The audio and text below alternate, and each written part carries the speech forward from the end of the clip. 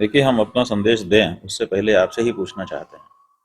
आप बताइए कि कोई सनातनी अगर सत्ता में होगा, गाय को कटने देगा? आप खुद से सोचो कि अगर आप पावर में हो, क्या आप गोहत्या होने देंगे? अगर हम सत्ता में हैं उसके बाद भी गौ हत्या निरंतर हो रही है और हम कुछ नहीं बोल रहे हैं बल्कि बढ़ावा दे रहे हैं, इसका क्या मतलब है? इसका मतलब सीधा सीधा सा है कि हम भले अपने आप को सनातनी कहते हैं लेकिन असल में है नहीं। और इसीलिए हमारा ये मानना है कि स्वतंत्रता की प्राप्ति के पश्चात जो ये 75 से ज़्यादा वर्ष बीते हैं, इनमें अभी तक भारत में कोई सनातनी सरकार नहीं बनी। क्योंकि अगर सनातनी सरकार बनी होती तो गौ हत्या पे निश्चित रूप से रोक लग जाती और गौ माता को जो पशु पशु कह करके उनकी दुर्गति की जा रही है, अभी तक ये पशु शब्द तो सनातनी सत्ता में आए व्यक्ति को चुभ जाता कि मेरी माँ को पशु कह रहे हो, ये ठीक नहीं है। तो पशु सूची से गौ माता को हटाता और माता के रूप में उनको दर्ज करता, कहता है मेरी माँ है। और साथ ही साथ उनकी हत्या जब माँ हो जाती तो स्वाभाविक है, दंडनीय अपराध हो जाता। लेकिन ये अभी तक हुआ नहीं है। इसलिए कोई कितना भी चिल्लाए, कोई कितना ही गेरुआ कपड़ा पहन के आ जाए, कोई कितना ही अपने आप को हिंदू हिंदू चिल्ला दे, लेकिन हम तो प्रमाण के साथ कह रहे हैं, केवल अनुमान लगा करके नहीं, कि अभी तक कोई भी सनातनी सरकार नहीं बनी है। और जिन पार्टियों की सरकार बनी है उनमें कोई सनातनी सत्ता में स्थापित भी नहीं हुआ।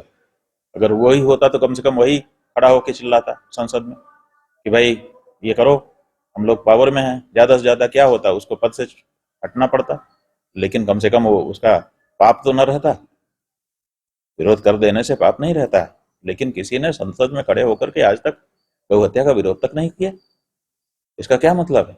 इक्का दुक्का कुछ लोगों को छोड़ करके, जैसे सुब्रमण्यम स्वामी थे, वो अपना प्राइवेट मेंबर बिल लेकर के अटल बिहारी वाजपेयी के समय में आए थे। जब पहली बार उनको लगा था कि शायद हिंदू सरकार बन गई है, लेकिन उनके बिल को समर्थन नहीं मिला। उसके बाद से मोदी जी आए, मोदी जी के समय में भी वही होता रहा। कांग्रेस वगैरह की तो बात ही मत छोड़ो, क्योंकि उन्होंने तो ऐसा दावा ही नहीं किया था।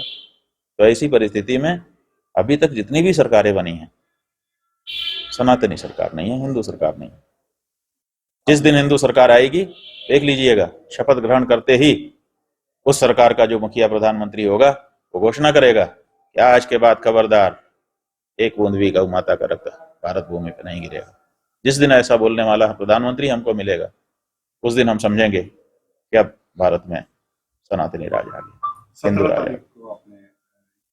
ये 17 तारीख जो मार्च महीने की है, ये कुंभ में जब पूर्णिमा के दिन कुंभ पूरा हुआ था, तब हम लोगों ने कहा था कि अब गौ माता के शरीर में जो 33 कोटि देवता हैं, उन 33 कोटि देवताओं की ओर से एक अंतिम मौका, क्योंकि हम लोग ये मान रहे थे कि ये कुंभ जो है बहुत बड़ा आयोजन सरकार की ओर से विशेष प्रचार करके किया जा रहा है, लगता है कि इसमें कोई बड़ी घोषणा उनके द्वारा की जाएगी, सब सनातनियों को बुलाया जा रहा है, बड़ा वातावरण बनाया जा रहा है। तो हम लोगों को ये विश्वास हो गया था कि वहां से उपहार के रूप में हमको गौ हत्या बंदी का कानून मिलेगा, लेकिन ये सब कुछ तो नहीं हुआ। इसलिए निराश होकर के फिर अंतिम समय के रूप में जितने सत्ता में या विपक्ष में जो भी राजनीतिक दल हैं, उन सबको हम लोगों ने मौका दिया है 33 कोटि देवताओं की ओर से 33 दिन का, जो 17 मार्च को पूरा हो जाएगा, कि आप इस बीच में अंतिम 17 मार्च तक साफ कर दीजिए कि आपके मन में गाय के लिए क्या भावना है। क्या आप गाय को उसी तरह से माँ मानते हैं जैसे हम मानते हैं? और नहीं तो फिर अब बीच का रास्ता नहीं है, या तो आप गाय को माई कह करके हमारे भाई होइए, और नहीं तो फिर कसाई की श्रेणी में आपको होना चाहिए। नहीं, संदेश यही है कि 17 तारीख तक आप साफ कर दीजिए, उसके बाद फिर हम आपको अपने मन से हटा दें।